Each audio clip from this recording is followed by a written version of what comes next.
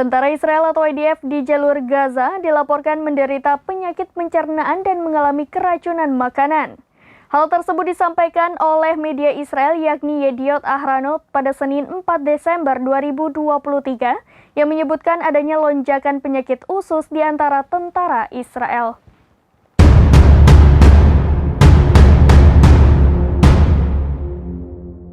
Para tentara Israel atau IDF di jalur Gaza dilaporkan menderita penyakit pencernaan dan mengalami keracunan makanan.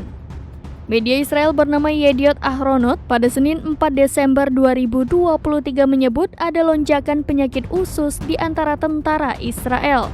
Dikutip dari The New Arab, sejak perang Hamas-Israel meletus pada tanggal 7 Oktober lalu, ada banyak restoran dan pihak perseorangan yang menyumbangkan makanan kepada tentara Israel. Ada laporan yang menyebut makanan itu diduga tercemar saat proses persiapan, penyaluran, atau penyimpanan.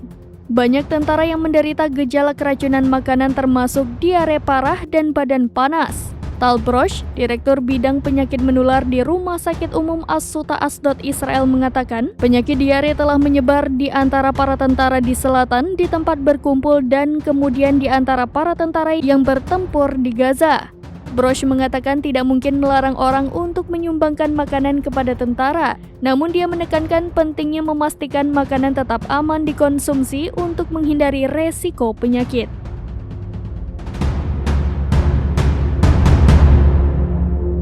Demikian informasi terkini Syedaralun. Saksikan terus berita lainnya di kanal YouTube Serambi News, website dan Facebook serambinews.com. Download Tribun X sekarang.